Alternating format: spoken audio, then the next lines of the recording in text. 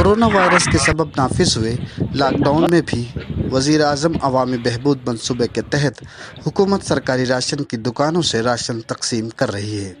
इस मंसूबे के तहत हर शख्स को 10 किलो गेहूं और 5 किलो चावल तकसीम किया जा रहा है। जिन लोगों के पास राशन कार्ड नहीं है उन लोगों के लिए भी इंतजामिया की जानिब से इन दुकानदारों के पास इलाकेवार लिस्ट दी गई है, जिससे वो भी इस मंसूबे से मुस्तफिद हो सके। पेश है NN न्यूज़ की ये रिपोर्ट। शासन ने आदेश दिए हैं कि जो गरीब श्रेणी के लोग हैं जिनकी पात्रता पर्ची है उन लोगों को यहाँ से वितरण करना है, क्योंकि हम 3 महीने का पहले वितरण कर चुके हैं मई तक का।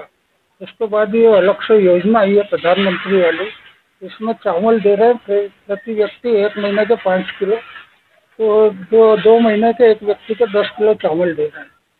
वो चीज़ ये नीले कार्ड पे इन पे, और जैसे ये कोविड-19 के अंतर्गत जिनके राशन कार्ड नहीं है, जिन्होंने आवेदन करा था और जिनके नहीं बने थे, उनकी शासन ने सूची उपलब्ध कराई है। इस सूची के अनुसार उनके घर पोस्ट सेवा करें। जो राशन घर आप खुद ही पहुँचाएंगे या वो? नहीं, हम खुद ही पहुँचाएंगे।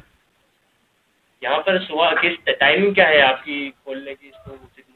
इसका सुबह 9 बजे से शाम को 6 बजे, बीच में लंच की छुट्टी।